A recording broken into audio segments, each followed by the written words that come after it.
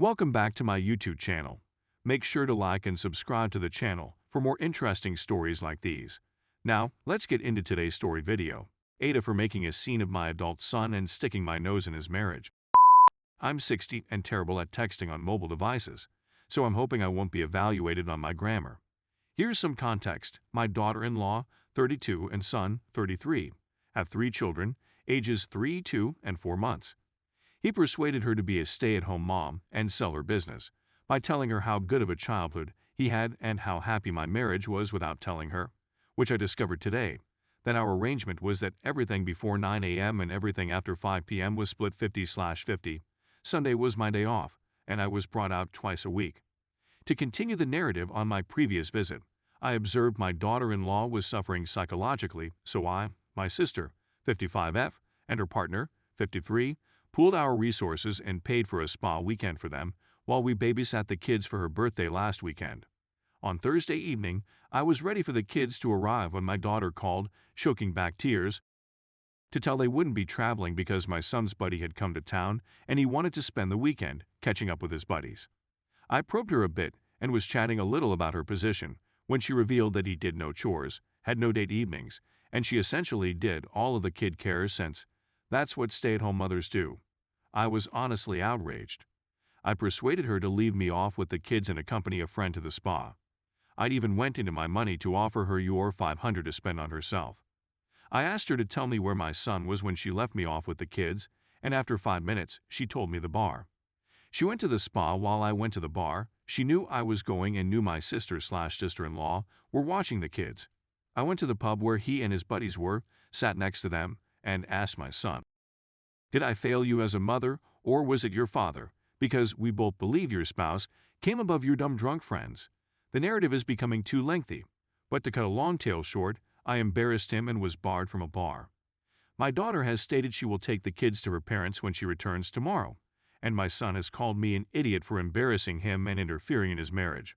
I'm not sure whether I should have remained out. Edit.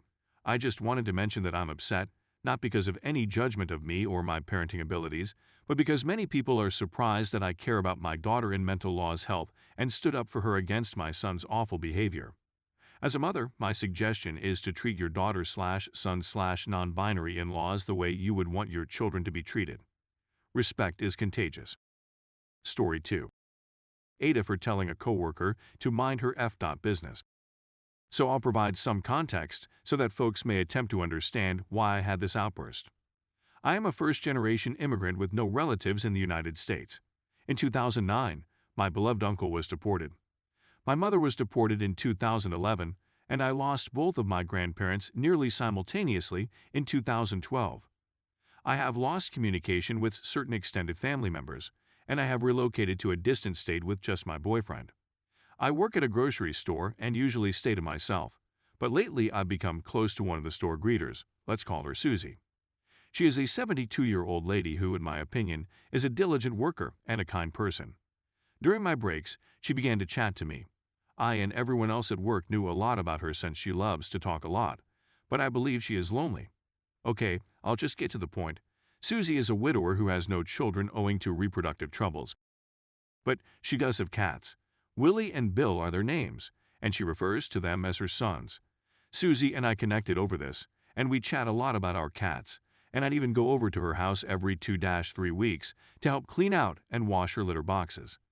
Anyway, we have a colleague named Karen who is the boss's minion and believes she can boss us about, which is very obnoxious. So Karen overheard us talking about Susie bringing her boys to the vet, and I was thinking about accompanying her or my partner. "I didn't realize you people held playdates for kids," Karen said loudly. She knows Susie doesn't have children, so I'm guessing she was inquisitive. Susie, being the angel that she is, said, "Oh, we do. We have playdates with our pets." Karen's expression altered and she became agitated, saying, "Animals aren't kids," which made Susie and me uncomfortable. Susie attempted to shrug it off, saying something along the lines of, "To each their own," but Karen persisted, scolding us and telling us how horrible it was for us to equate children to animals.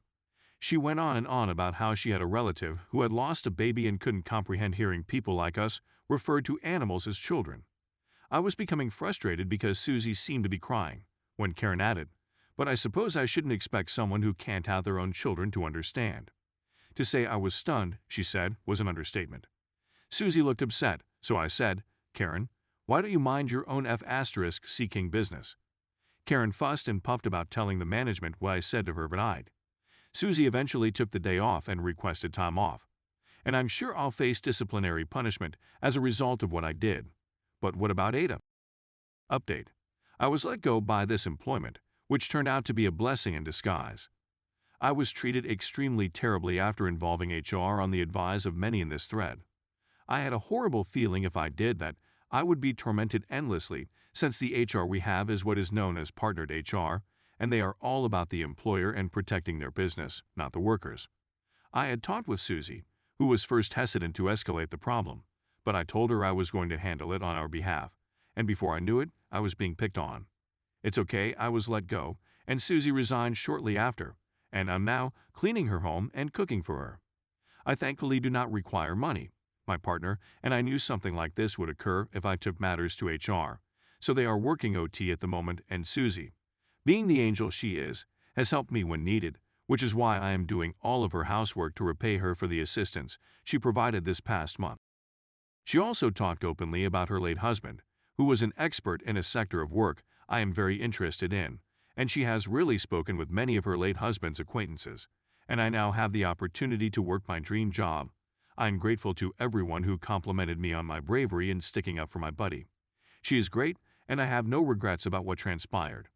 We also spent all of the holidays together, and my buddy Susie seemed to be much happier since leaving that poisonous environment. So thank you all again for your time. I really appreciate it. Story 3. Ada for throwing a tantrum while pregnant. I'm 30 weeks pregnant and have many appointments that are around 4 to 5 minutes apart. My husband fractured his leg during the holidays, and I've been informed I can't drive due to one of my issues, so we've been doing our best to cope. One thing we've done is pay a good buddy $1.50 and a handmade meal to transport me to appointments. It's worked out well. When I casually mentioned it to my mother, she pitched a tantrum and offered to drive me. I refused since I was content with the arrangement we had with our buddy. Well, my mom knew I had an appointment last week, so she accidentally dropped some items off. I really don't like it when she drops by unexpectedly, so I was irritated just before and insisted on driving me. It seemed a little diva-ish to beg our buddy to stay when she was already there and willing, so I agreed. We were nearly late because she insisted on stopping in the city for a Starbucks. I received horrible news at the visit, and she basically grumbled about how bored she was. People aren't allowed to accompany me to these appointments. It's a clinic rule. She made 5 separate shopping trips as I waited in the van, simply wanting to go home and lie down to comprehend the news. I told her this many times, but it was always, "Oh, just one thing, just one thing." Then she claimed she was going to stop by a friend's home since they were expecting to see me. I yelled at her. I told her I couldn't and that I needed to go home right now. She remained silent for the remainder of the journey, and as we approached my home, she stated, "So, if we don't do things for family, what are we doing? Maybe I'll cancel my trip and won't be able to come assist you the week the baby is delivered." I was taken aback. She's leaving for a trip out of the country shortly, and I expressly informed her that we needed at least 2 weeks alone with the baby. I had no idea about this flight. She booked it the week before I was due to deliver without consulting me. She wanted a place here, then either since she rotates her timeshare, so she was simply expecting she'd stay with us. I blew it. I told her there would be no room for her since I'd requested my MIL to be there for the few weeks leading up to labor, and then she'd be departing the day we returned home to give us our 2-week period, so she'd have to find another somewhere to stay. She raged at me for being a traitor for asking my husband's mother instead of her. I informed her that the whole day was an illustration of why that was the case. Let's not even get started on the international travel aspect of things. We were approximately 15 minutes away from my house at the time, so she urged me to get out of the vehicle and drive away. I sobbed the rest of the way home, and now my sisters and aunts have all messaged me about how I need to apologize to my mother and how I was being nasty and having a tantrum. Ada. Wow. I wasn't expecting so many comments, but I appreciate everyone's feedback and encouragement. Even the Ida's perspectives are valuable to me. I'm going through all of the comments and wish I could respond to everyone, but I just wanted to thank everyone here. Thank you also for my first award. I'm going to sleep on it and make a decision in the morning, But I'm recognizing that the conduct I've grown to accept as usual is fairly heinous, and I don't want it around my daughter, so I'll be preparing an LLC or NC strategy until things change.